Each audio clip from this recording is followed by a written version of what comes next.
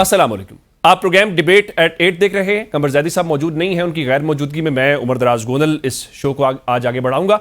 पाकिस्तान के अंदर बजट पेश हो गया है। गवर्नमेंट वही दावे कि जनाब देखें तरक्की खुशहाली शुरू हो गई है। क्या वाकई पाकिस्तान के लोगों की ज़िंदगी आसान हुई है?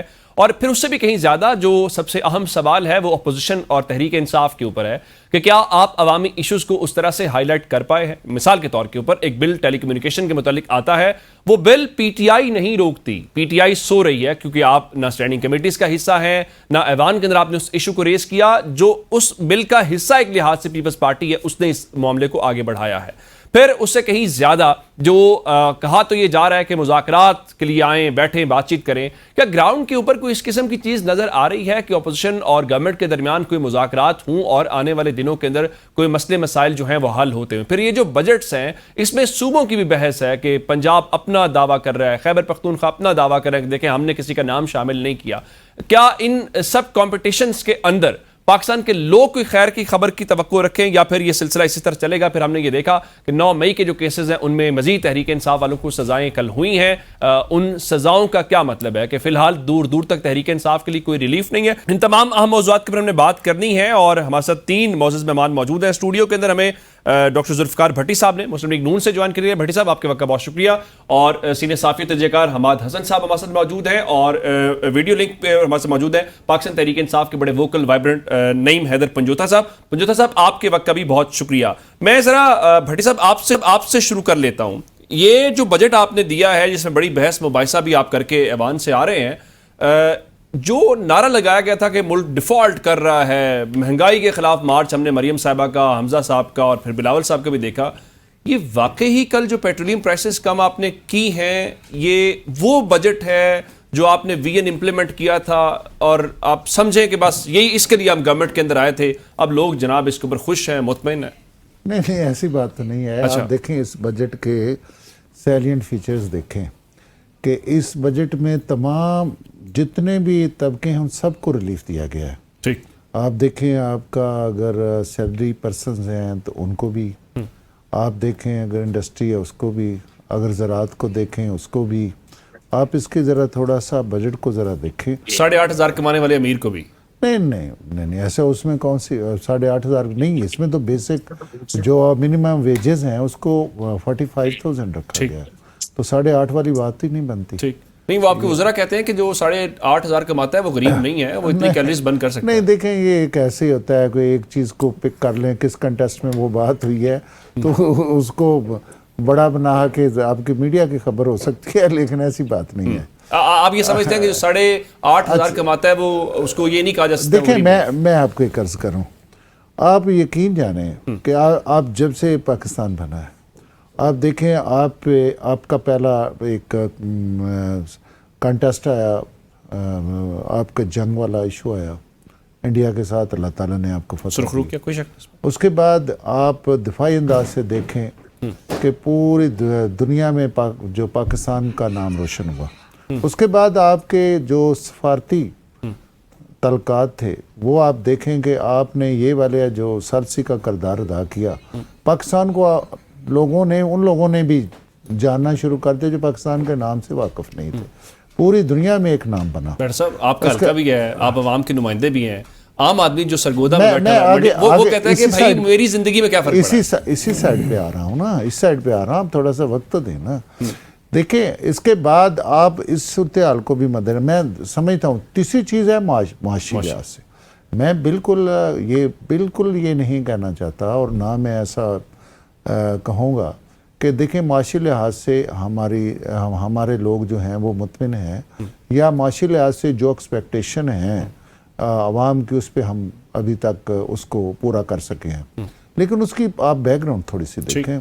आप देखें ना, यहाँ पे आपका इंडिया के साथ, फिर आपका अफगानिस्तान के साथ, फिर आपके सैंक्शन थी ईरान में, जो जंग इंटरनेशनल सिस्टम बना, उसमें आप देखें पूरी दुनिया में। अभी मेरे साथ एक दोस्त थे अफगान में, तो वो भी यही बात कर रहे थे, सब के पेट्रोल प्राइसेस बढ़ी हैं पूरी दुनिया में। आप कहते हैं पूरी दुनिया में ऑयल प्राइसेस रीजनल नहीं है, इंटरनेशनल। हाँ जी, अगर ये एक हाइक आई है, पूरी वर्ल्ड में आई है, तो उससे पाकिस्तान ने भी महंगाई में मुतासर होना था। पाकिस्तान भी मुतासर हुआ है। कल से एक दिन देखिए फ्राइडे को पहले दिन ये दस्तखत हुए हैं और कल ही प्राइम मिनिस्टर साहब ने उसमें कमी करके, ये तो ये नहीं को 10-20 रुपए की कमी की है, 74 रुपए। हाँ जी अल्हम्दुलिल्लाह। ये जरा पंजोता साहब से पूछे, पंजोता साहब आपने ना कभी गवर्नमेंट की तारीफ करनी ही नहीं होती, गो के ऑपोजिशन का जो रोल है अखबार ने दारिया इसके ऊपर लिखा हुआ था, आप सच्ची बात यह है कि पीटीआई ऑपोजिशन का रोल उस तरह प्ले नहीं कर पा रही। आपके ऑपोजिशन लीडर ने ऐवान में खड़े होके एक एक तकरीर करनी थी, बताना था इस बजट में ये खराबी है, इसमें ये नाकामी, आप वो तो नहीं कर पाए, लेकिन हुकूमत ने आपको नॉकआउट कर दिया है, 74 रुपए का रिलीफ दिया है। आज हर कोई इस गवर्नमेंट की तारीफ कर रहा है, भट्टी साहब जो कह रहे हैं। बहुत शुक्रिया उमरदराज साहब, आपने मौका दिया। देखिए सबसे पहले बात, मैं भट्टी साहब के सवाल जो उन्होंने बातें की उनका जवाब देना चाहूंगा।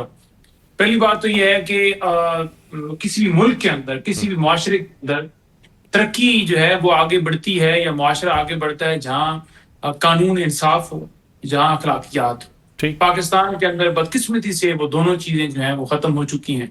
मुझे दिखाएं कहां पर कानून और आइन की बारदस्ती है, कहां अखलाकियात रह गई हैं कि इमरान खान साहब का इलाज उनके जाती मौलजीन और फैमिली की निगरानी में जो उनका हक है, कभी किसी पे गोलियां चलाई जाती हैं, कभी कश्मीर पे, कभी पीटीआई, कभी टीएलपी, कभी किसी पे, तो यहाँ किसी किस्म की जो है ना कानून है ना अखलाकी तौर पर कोई जो है चीज बची है। दूसरी ये चीज है कि देखें जो बजट है, अब बजट के अंदर अगर सबसे पहली आप चीज देखें तो तालीम के लिए उन्होंने कितने पैसे रखे हैं, 77 अरब रुपए। ठीक है, आप दूसरी तरफ जाएं केपीके में, तो वहां जो बजट है सिर्फ एजुकेशन की मदद के अंदर 500 के करीब, 500 अरब के करीब रुपया वहां पर सिर्फ एजुकेशन की मदद के अंदर। प्रायोरिटी ये क्या है, एजुकेशन प्रायोरिटी नहीं है। हेल्थ के लिए से बजट पूछें कितना है, वो से भी आपको कम नजर आएगा। ठीक है, आप हेल्थ का बजट देखें, खैबर पख्तूनख्वा में हेल्थ कार्ड, बाकी तमाम चीजें वहां नजर आएगा। बेनजीर इनकम सपोर्ट की मदद के अंदर इन्होंने कोई 800 अरब के करीब, या 800 प्लस है या ऊपर नीचे, इन्होंने दिया बेनजीर इनकम सपोर्ट को, जो कि नून लीग खुद कह रही है कि 17 जो है 1000 रुपया 3 महीने के बाद अगर एक शख्स को मिलता है तो ये तो उसको बेकारी बनाने वाली बात है। मैं नहीं कहता कि किसी की मदद ना हो, लेकिन लोगों को पांव पर खड़ा करें, उन्हें रोजगार दें, उन्हें तालीम दें, उन्हें आगे बढ़े। जो मुल्क से लोग छोड़ के जा रहे हैं, डॉक्टर, इंजीनियर, पढ़े लिखे नौजवान जो हैं वो छोड़ के जा रहे हैं। अभी भी 4 माह के अंदर जो है 2.5 लाख लोग जो हैं वो पाकिस्तान से बाहर जा चुके हैं। 15 लाख पहले जो है 2-2.5 सालों में जा चुके हैं। तो वो क्यों जा रहे हैं? आप इतने ज़हीन माइंड जो है वो यहाँ से बाहर जाने पे मजबूर करें। वजह क्या है? कानून नहीं है, रोजगार नहीं है, मौके नहीं है। इंडस्ट्री आपकी पहले 300 थी, 150 आपकी बंद हो गई। ठीक है, इसी तरह हर सेक्टर में चले। जैसे किसान के हवाले से कौन सा रिलीफ इन्होंने दे दिया है? क्या गंदम का रेट बेहतर हो गया? क्या खाद, बीज जो है जो है और बाकी चीजें, स्प्रे वगैरह वो सस्ते हो गए? और तेल की भी जहां बात की जाए, देखें 150 से बढ़ाकर 500 पर ले जाना और 500 से पहले 400 और फिर 400 से 300 पर लाकर कह देना कि इनकलाब आ चुका है। इस वक्त भी आलमी मंडी के अंदर वो रेट है जो इमरान खान के दौरे हुकूमत के अंदर जो रेट था उससे बहुत कम है। 120 रुपए फी डॉलर तक रेट गया, लेकिन इमरान खान ने 150 से नहीं बढ़ाया, लेवी खत्म की। उन्होंने तनकीद की कि IMF के प्रोग्राम के खिलाफ, लेकिन उन्होंने आप कह रहे हैं कि जो लेवी है उसको कम किया जाए तो आवाम को वो रिलीफ आ सकता है। हमाद भाई ये बताइएगा। बिल्कुल ठीक है, पंजोता साहब जरा हमाद साहब इस स्टूडियो में मौजूद है, जरा इनको भी शामिल गुफ्तगू करते हैं। हमाद साहब ये कहिए कि ये जो गवर्नमेंट है बुनियादी तौर पे तो इसलिए आई थी कि देखिए हमने लोगों को रिलीफ देना है, मुश्किलात हैं, डिफॉल्ट वाले। अब 5वां बजट है शहबाज शरीफ साहब का। आप ये समझते हैं कि मुस्लिम लीग नून ने, पीपल्स पार्टी ने, या ओवरऑल जो PDM थी, जो उसने नारा लगाया था, जो वादा किया था, वो अमली तौर पे इंप्लीमेंट होता हुआ दिखाई देता है? आज लोगों की जिंदगी 5वें बजट के बाद वाकई आसान हो गई है। बहुत शुक्रिया गौदर साहब। देखिए जो मौजूदा हुकूमत है उनका ट्रैक रिकॉर्ड, जो पिछला ट्रैक रिकॉर्ड है, खा वो नवाज शरीफ साहब का है मरकज़ में या शहबाज शरीफ साहब का पंजाब में है, वो दूसरों से बेहतर बहरहाल है हर हवाले से। उनके बयानिए क्या थे, उनका बयानिया या उनका जो बेहतरीन ट्रैक रिकॉर्ड था वो इन्हीं चीज़ों पे था। मईशत पे उन्होंने मईशत को बेहतर किया था, दूसरों की निस्बत इंफ्रास्ट्रक्चर को बेहतर किया था, काम भी किया था, डिलीवर भी किया था। दूसरा, आईन और कानून के हवाले से उन्होंने बयानिया बनाया था। जब नवाज शरीफ साहब माजूल हुए और वो GT रोड पर निकले तो उन्होंने कहा वोट को इज्जत दो, सिविल सुपरमेसी, आईन और कानून की बालादस्ती, ये बयानिया था और पूरी कौम ने साथ भी दिया था। अदालती निज़ाम के हवाले से उनके तहफ़्फ़ुज़ात थे और वो कहते थे कि अदालती निज़ाम गलत है, सारे फैसले व्हाट्सएपों पे होते हैं, डिक्टेशन पे होते हैं, और वो हो भी ऐसा रहा था। तभी तो आपने मुंतखब वज़ीर-ए-आज़म को फांसी चढ़ाया था, 2017 तक रहा था। हाँ, मुसलसल वो बातें ठीक थी। लेकिन अब मौजूदा हुकूमत ने क्या किया, यानी मुआशी हवाले से पहले हम देख लें, शहबाज शरीफ साहब को अब अरसा हो गया, 2-3 साल हुकूमत, हाँ, पांचवा बजट है, लेकिन क्या मुआशी हवाले से बेहतरी आई है? नहीं आई है, नहीं आई। आप यानी जो पिछला ट्रैक रिकॉर्ड था उसको मेंटेन नहीं कर सके, मुआशी हवाले से नाकाम नजर आ रहे हैं, अभी तक नाकामी है। अगर इमरान खान ने मईशत को बर्बाद किया था तो इन 3 सालों में ये ठीक क्यों नहीं कर सके जिनका ट्रैक रिकॉर्ड अच्छा था?